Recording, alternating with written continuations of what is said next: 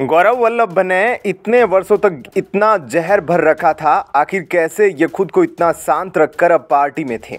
इनका इंटरव्यू देखकर ऐसा लगता है जैसे इनको किसी कैद से आज़ादी मिल गई। लोकसभा चुनाव से पहले नेताओं का एक पार्टी छोड़कर दूसरी पार्टी में शामिल होने का सिलसिला लगातार जारी है। हाल ही के दिनों में हुई इस तरह की घटनाओं पर नजर डालें तो सबसे ज्यादा झटके कांग्रेस को लगे हैं।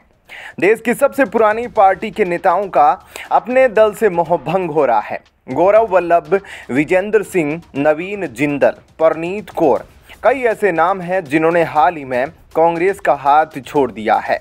उसी तरह आम आदमी पार्टी तेलंगाना की BRS, Basapa, Jhamumo, TMC, TDP के नेताओं ने भी अपनी पार्टी से किनारा कर लिया है और भाजपा के साथ कदमताल शुरू कर दी है।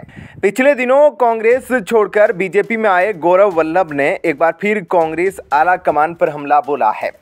गौरव वल्लभ ने रविवार को न्यूज एजेंसी एएनआई से बातचीत में कहा कि मैंने कांग्रेस के सभी वरिष्ठ नेताओं से कहा कि हमें देश के वेल्थ क्रिएटर्स की आलोचना करना बंद करना होगा, लेकिन किसी ने मेरी बात नहीं सुनी।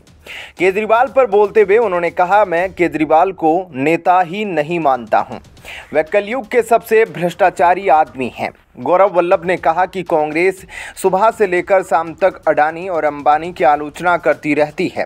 मैंने भी कांग्रेस में रहते हुए अडानी को लेकर एक प्रेस कॉन्फ्रेंस की थी, लेकिन सेबी ने जब अडानी को क्लीन चिट दे दी तो मैंने उनके बारे में बयान देना बंद कर दिया।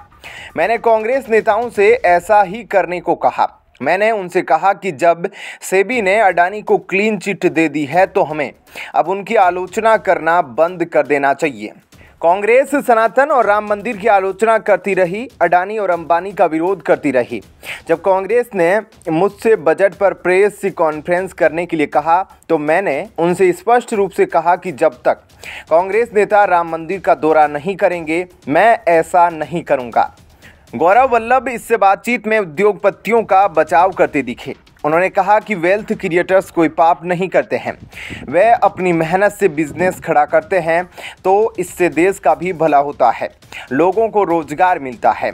एक कंपनी ने एयर इंडिया को खरीदा तो कांग्रेस ने उसका भी विरोध किया।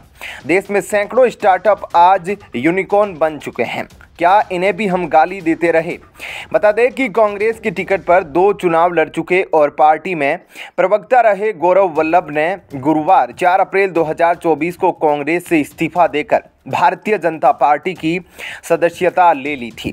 अपने इस्तीफे में उन्होंने कहा था कि वे कांग्रेस पार्टी के अंदर सहज महसूस नहीं कर रहे हैं। उन्होंने कहा था कि वे सनातन विरोधी नारे नहीं लगा सकते और कांग्रेस पार्टी में नए विचारों के लिए अब जगह नहीं है। ऐसे में क्या कहना है आपका? कमेंट सेक्शन में अपनी राय जरूर बताएं। जय हिंद, जय भारत।